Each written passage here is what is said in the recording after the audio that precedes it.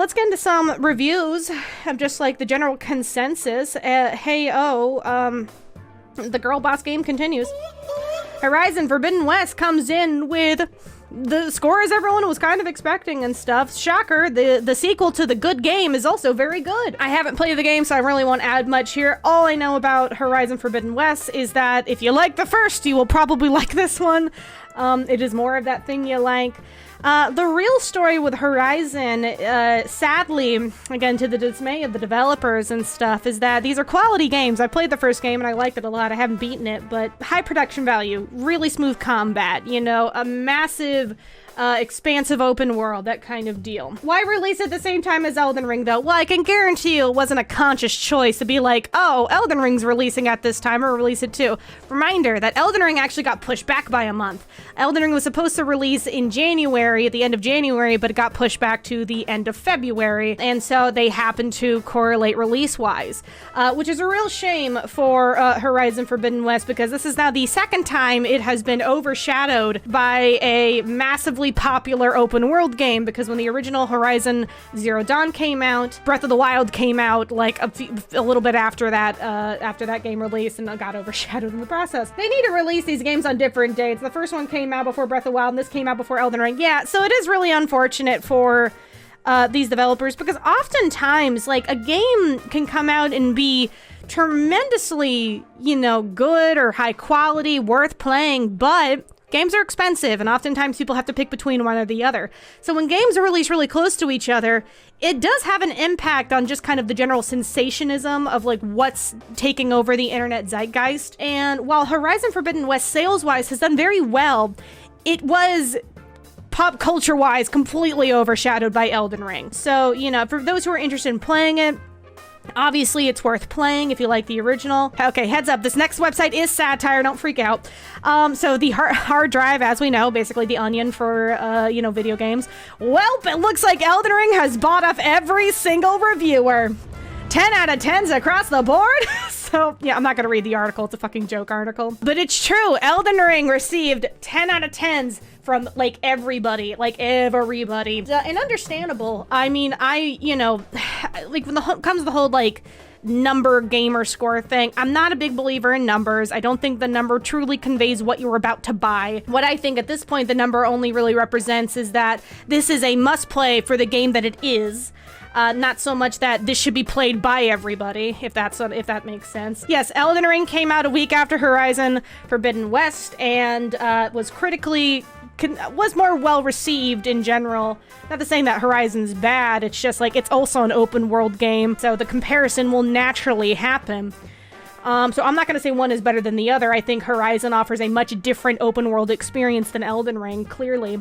But the attention doesn't lie, and people were just more, I guess, excited, eager to post and talk about Elden Ring more than they were Horizon. Not gonna go in deep diving into it, but, you know, Elden Ring getting massive praise across the board did bring out some developers from Ubisoft and also Horizon saying that, you know, Elden Ring getting 10 out of 10s is proof that critics and players don't give a shit about, you know, UX, which is user experience in a game. Horizon, I believe one of the major developers, was like, or Quest, you know, lines or something like that. Basically, developers being kind of annoyed that Elden Ring is getting this universal praise. Something, again, I have to keep reiterating this and stuff when it comes to just like the success of From Software games, is that the reason why they stick out to people so much and why they have been so successful is that FromSoft purposefully avoids traditional game design. They stick out because they break the rules of what an open world should be,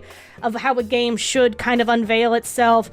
That's why they've always stood out, is because they just don't follow the conventional rules. They break the rules and people think it's interesting and they talk about it more. Yeah, they threw a little bit of a tantrum. They did get clowned on. You know, it's not a good look when you're salty for another game's success, especially when you're a game developer. It is a shame, though, because it's not to say that, like, you know, the comparison will naturally happen when they're released so close to each other. Horizon Forbidden West should be praised on its own merit, should not have to be compared to something that it's not trying to be, obviously.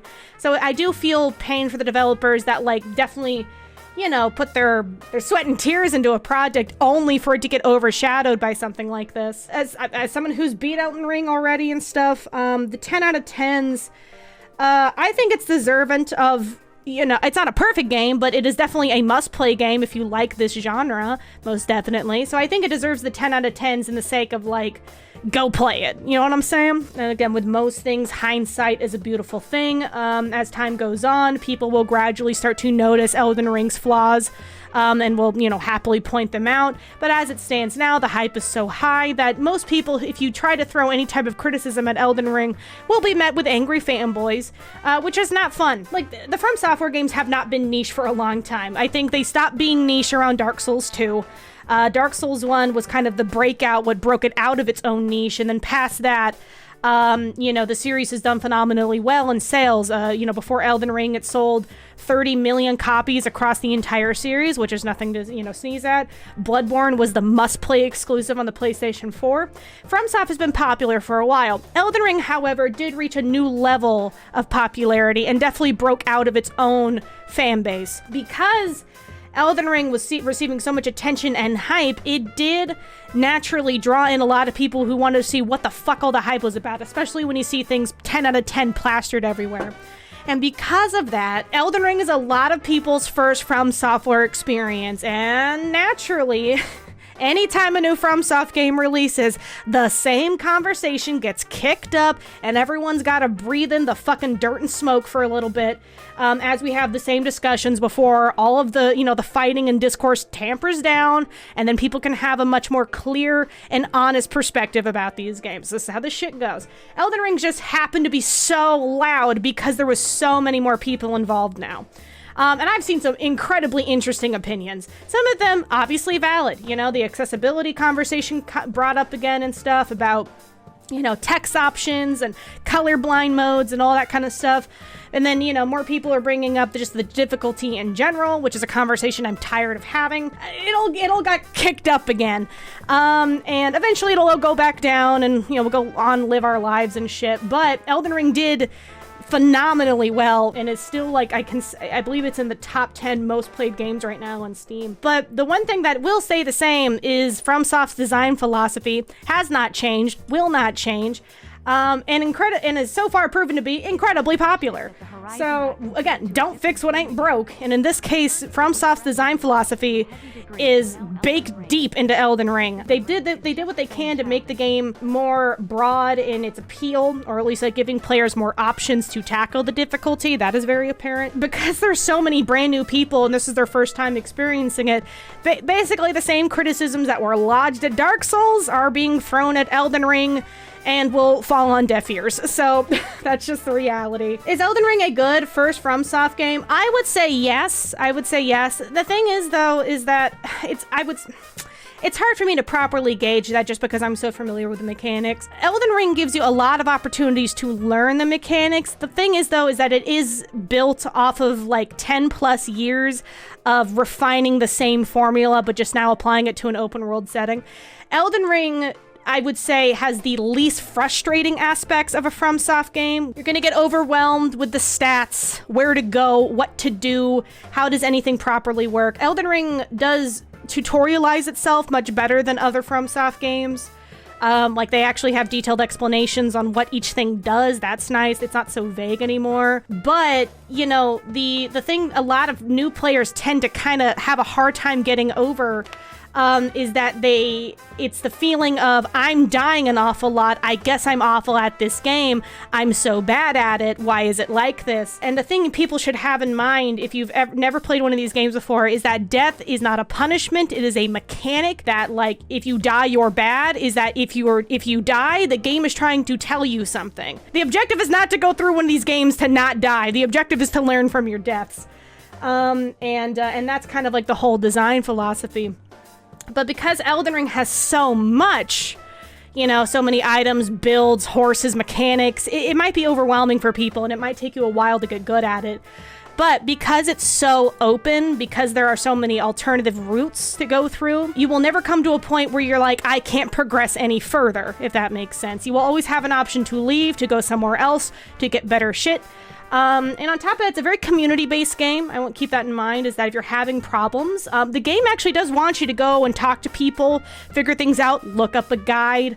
That's why they're so vague with their explanations or, their own official guides, is that they want you to engage in the community sharing of information. So with that all being said, yes, Elden Ring, I would say should be the first From Software game you experience if you want the least frustrating progression, if that makes sense. Miyazaki has constantly said that the point of the games aren't about difficulty, it's about how the player would react to a situation and where they are cornered and what they would do. It's trying to provoke you to find an interesting solution. And because it's such a heavy RPG game where you have stats, builds, items, whatever, there's so many different ways you can deal with a combat, like any situation. Obviously, running up to the enemy and smacking it in the ass is a good way of doing it, but there are so many creative ways to get around things. But that's why you're so easy to die in that game, is that it wants you to think of something. That's what it wants from you. And that's a core part of the experience. One thing I've noticed as an outsider is that there's a significant amount of FromSoft fans that are very adverse to any kind of criticisms of their game.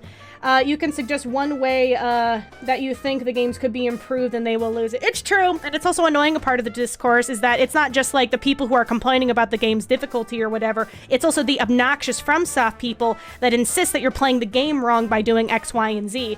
Or basic suggestions on how the game could just be improved across the board for convenience sake. That's thrown out the window because yada, yada, yada. I mean, I'm a strong believer in that. I think the lack of a difficulty option is what makes the games appealing. Clearly, that has been the appeal for a lot of other people as well. Again, don't fix what ain't broke. There's things that they could do that they haven't done and problems that keep persisting. And there's stuff that they've listened to over the years that gradually get improved with each new entry. Again, there's still room for improvement. Elden Ring, I can say, though, is very convenient. It is much more convenient than other FromSoft games by a long shot. Just because there's graces everywhere. There's a few other features baked in that are also really convenient. I mean, Torrent the horse in general, the fact that he just manifests right underneath you is awesome. There's a lot of conveniency built into Elden Ring, which really reduces the frustration. Could you list some of the mistakes that FromSoft usually makes? It's mainly technical problems, but they persist in every single game. How about this? You want to know which ones I'm talking about? Is go watch my Sekiro review. I mentioned them right there, and they've shown up in Bloodborne, Dark Souls 3, all of them. And they're not like game breaking, but they're really annoying, and they do eventually cause you to die for some reason. And it's just stuff beyond your control. And it's tiny things like that, but they keep popping up. Let's say there's gripes, there's complaints, but is it a busted, broken game mess that no one should play? And FromSoft games are secretly bad and you just don't know it? Like, nah, they're just tiny things, But the rabid fan base that immediately defends it regardless of the complaint is annoying. And it's just as annoying as the discourse, in my opinion, of people who just don't know what they're talking about. Making complaints about things they don't understand. Overall, I think most of what people are saying nowadays, or how they feel about Elden Ring, is very much in the moment, will not stand the test of time, and the more obvious problems will pop out as people have more time with this game. But as it stands now, if you like From Software games, you should play it. It's my first From Software, and difficult has made me think in many ways to tackle a boss fight. And that's what it does. That is the whole point of the difficulty thing. Again, it's not like to be, we're gonna pose an impossible gamer challenge on you. People act like these games are unbeatable. They're not. They're so beatable. You just have to put the time in. And it's a big ask for a lot of people, sure. I think that's the most annoying thing, is that people who get on their high horse about the difficulty of the Souls games and, oh my god, I'm so good at being a gamer, yada yada. It's misplaced, in my opinion. These are widely popular games because a lot of people can beat them, because it's not a matter of skill, it's a matter of patience. And just trying. The fact that you die so quickly isn't to be like, ooh, you suck. It's to be, how else can I go about this fight? What am I not doing that could help make this easier? Right? That's what it's, and it's supposed to make your head turn a little bit of like, I'm getting stomped in, maybe I should go somewhere else. Ooh, that cave that I passed by that I didn't go check out, I should go see what's in there. The hard difficulty walls are there to provoke you to go look somewhere else, and it builds that sense of intrigue. And because Elden Ring's so open, It really, really does that well because you'll never hit a hard point. You can always go somewhere else. So that's why I think with a lot of traditional, the game is too hard complaints fall very flat in Elden Ring's case because you have so many options. And that's the thing. Don't get it twisted, guys. These games are not impossible to beat. Cheese is valid. I hope people understand that cheese is so fucking valid, and Elden Ring is loaded with cheese. Cheese in every corner. Cheese in the rocks. Cheese in the trees. Don't think for a fucking second that you can't cheese the fuck out of these games. You can totally cheese them. And it feels good because the difficulty is flat across the board. You know that if you come up with a clever solution, you did all of that. You figured out the cheese. You cheesed your own way. So that's where the satisfaction comes from. Stuck on the boss, simple answer. Simple. Answer to use the Sword of Night and Flame and a big fuck you beam and just completely annihilate that bitch. It's true. There's busted swords, there's busted builds, there's busted magics, there's busted summons. The game just wants you to find them, you know? I think you could start really anywhere. I think Elden Ring is a good starting place. Bloodborne is also a great starting place. Dark Souls 1 I'd even recommend still. I mean, really just pick one. The hardest Souls game is going to be the first one you ever play, even Elden Ring. You just have to get used to what the game expects from you, and that's it. Elden Ring is both the hardest and easiest Souls game. It has the tools for you to make yourself so strong that most things aren't a challenge, but at the same time, a lot of things hit you really hard, so learning attack patterns is still really important. And that's what I was dealing with during Endgame. Like, I'd get completely plastered and slammed down like a cartoon character, but eventually I got so powerful that I could two-shot most bosses. It was really fun. I definitely did feel overwhelmed at first. I eventually put the game down and watched videos suggesting tips for newcomers, and that's totally fine. They say the Souls community, at least like, I don't see the annoying part anymore because I like the fun part of the Souls community that, again, acknowledges that these games are not like these unbeatable gamer tests. It's that they're these wacky fucking jackass simulators, you know, where you can just do all this crazy dumb shit if you just know what to look for. So I like that's part of the Souls community. I don't like the get-gooders. I don't like if you play the game with like summons or magics. Oh, in fact, hold on, let me pull it up here. Here we go. A reminder that you're not a true FromSoft fan if you use cheesing, spirit ashes, co-op summoning, magic, fast travel, swords, leveling up, armor, a controller, a television, electricity. Truth! No. This is Game Maker's Toolkit. Great YouTuber, by the way. But yeah, there are people with this kind of mentality. This is obviously being sarcastic, but there are people who think like this, and I do not care for these people. Serious question though, is Miyazaki's design philosophy held in such high regard that any sort of criticism about it is met with a disproportionate response? Yeah, I mean, like, I think that's just the case with any fanboys though, is that, you know, if you go for the heart of what makes the game special, then people will naturally get defensive about it. It just depends on what you're criticizing about the design philosophy. Some people would argue that, you know, being insta-killed by like a trap door is fucking awful or something. Or how about this? Being killed by something you have no control over directly, as in like there's no indication that it's coming or something like that, that can be criticized. There's plenty of things you could do, but it just depends on what part of the philosophy are you annoyed with. You know, if you overcome something that you've tried over and over and over again, the adrenaline rush that you get after completing something like that is intoxicating. It gives you a high. It literally gives you a head high. And that's the kind of rush that the game wants to give you. But difficulty in the Souls games is not a matter of just a simple switch toggle. It is baked into the design. So don't get it twisted of like, there is no easy mode. There is an easy mode. Pick intelligence. Go get the busted sword. Bring in a summon.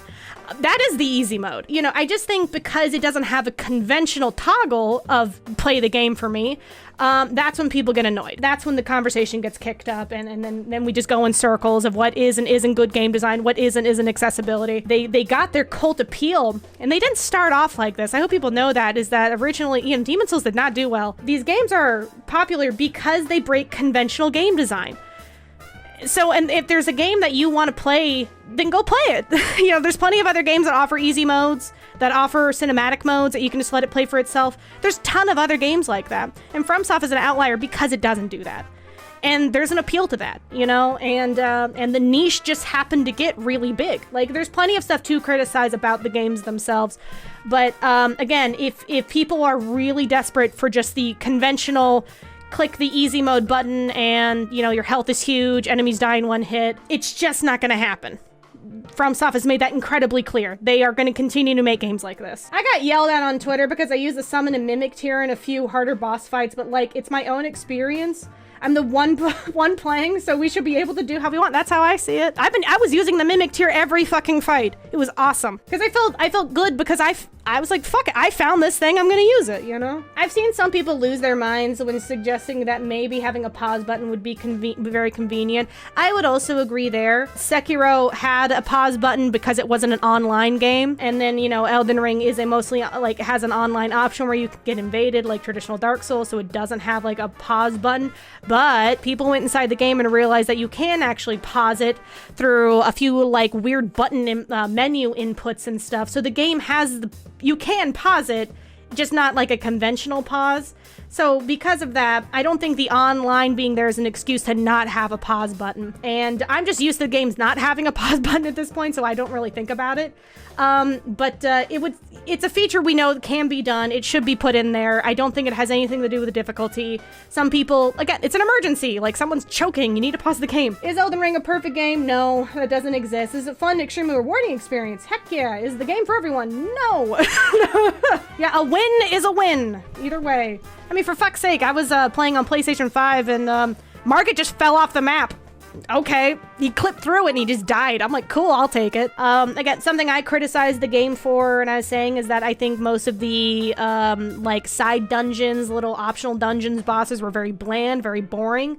I would have liked to see some more unconventional boss design there, because we know FromSoft is capable of doing shit like that, and especially in optional areas where it wouldn't hinder progress as much. That would have been cool. And there's also a lot of repeating enemies in Elden Ring. Some of them are very well hidden, but there are some enemies in Elden Ring that you can totally tell are just reskinned, slightly reanimated assets from Dark Souls 3 or Bloodborne. And while there isn't particularly something wrong with that, there is some redundancy in Elden Ring, and the game is very huge. I feel like they could have trimmed a little fat in some areas. A fantastic experience. Not flawless. Nothing is. So what exactly does easy mode mean?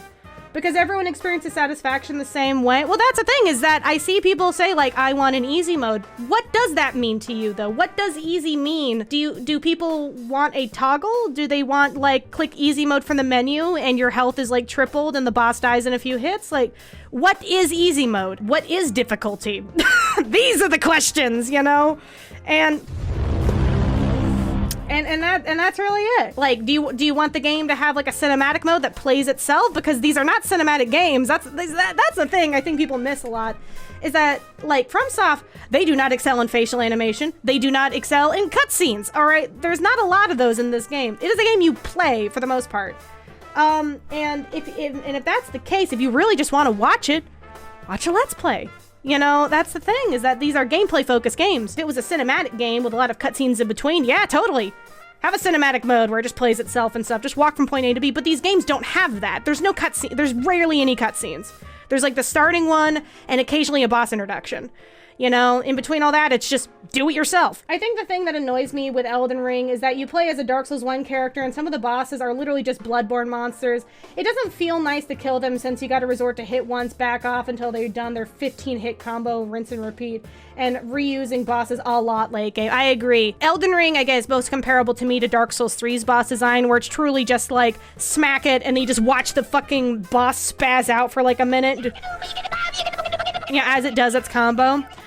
So yeah, I mean, I think the designs, like the visual designs of the bosses are really cool. Combat-wise, they all really do feel the same to me in a lot of ways. You know, they're still fun to come across and stuff, but the novelty of the bosses kind of does wear thin a little bit. They've definitely tuned the AI, though, in Elden Ring to kind of fuck with veterans. The timing of certain swings, they're slower than you're expecting, or they do little psych outs. The AI is definitely programmed now to, like, when you're back up in healing, that's when it goes through a follow-up attack to hit you while you're healing. They can also dodge magic a lot easier now. Before, they really couldn't do that. Now they do these little side steps. So, you know, FromSoft has had to adapt to making the fights more, the boss fights at least a little more smart, because the veterans are so used to the traditional attack patterns that they have to go for these psych outs, which can be incredibly unfun for people who are not familiar with these things. So on top of just adapting to the attack pattern, now you have to anticipate all of these, like, extra little, like, veteran killer moves. There's ways around these things, but does it create some obnoxious moments? Oh, you bet. Nothing sucks more, especially when you see, like, the last shrivel of health, literally one hit away, and then you get completely sandwiched at the last second. It makes your soul sink. It sucks. But then, you know, you come back and you kill him and you just like, haha, gotcha. People lose their minds when you ask for a watered down simple ass quest log for NPC so you don't lose track of where they're... Yeah, that's the thing I don't understand either. I would also agree. I don't think that's detrimental to the experience. You don't have to have a detailed quest log of like all the dialogue or anything, but just at least a list of the people I've met, that would be okay. Like, you know, these are baby accommodations from, like, trust me, it won't kill your game to just have, like, a basic, here's who you've met already. In all fairness, what even is a game for everyone, really? Well, and that's the thing people bring up, too, is that, like, games should be accessible for, or, like, games should be for everybody. But then, what game is for everybody, truly? Like, besides Tetris, the perfect game. Like, I just find it off-putting whenever I hear gamers saying, maybe this game isn't for you, in both condescending and, presumably without taking into account the individual involved. But seriously though, but what is a game for everybody? You know, because there's plenty of games that I see that I think look cool, like I would enjoy like seeing the cutscenes or something, but I would have like a fucking headache playing, you know? So I think, and I mentioned this in like my Nocturne review, is that like niches need to exist so that, you know, something that was beloved by a minority can eventually evolve to be enjoyed by the majority.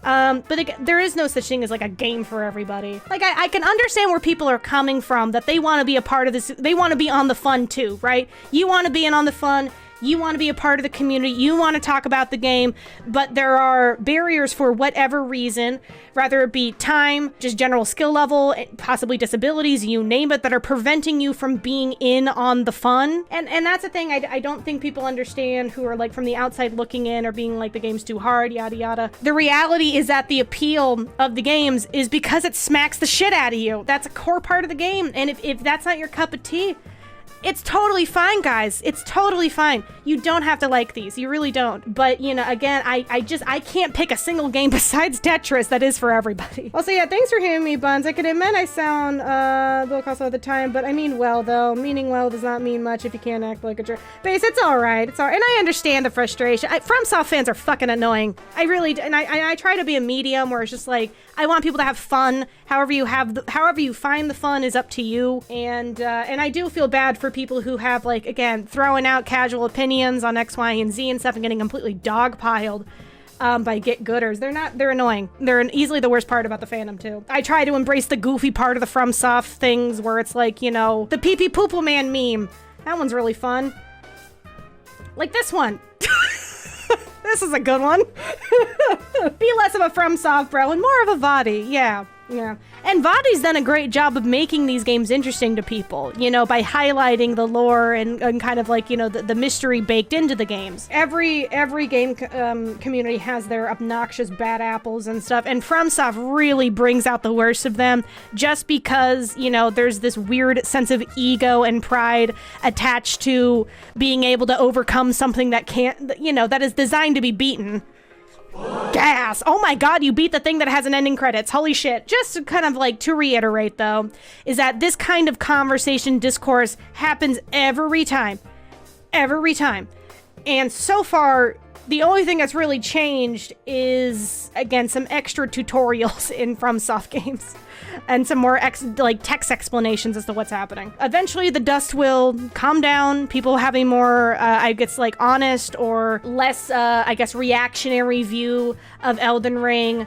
As it stands the test of time against other FromSoft projects. If anything, at this point now that they've proven that they can really go all out and full scale with open world stuff, I would really like to see FromSoft experiment more like they did with Sekiro. Not so much like in their world design, but in their combat. I think Sekiro was a great experiment that worked out really well for them, and it's not so much like outdoing Elden Ring as more as out innovating Elden Ring, if that makes sense. So not go bigger, but go more narrow and more weird. So I just something I'd like to see from them. But as it stands now, Elden Ring is the talk of the town. And if you'd like to give it a shot, give it a shot. And just know if you feel stuck, reach out to people, look up stuff. There's so many ways to get around it. And enjoy just exploring. Really explore the world. You know, don't think that if you're getting killed that you're bad. Just go explore.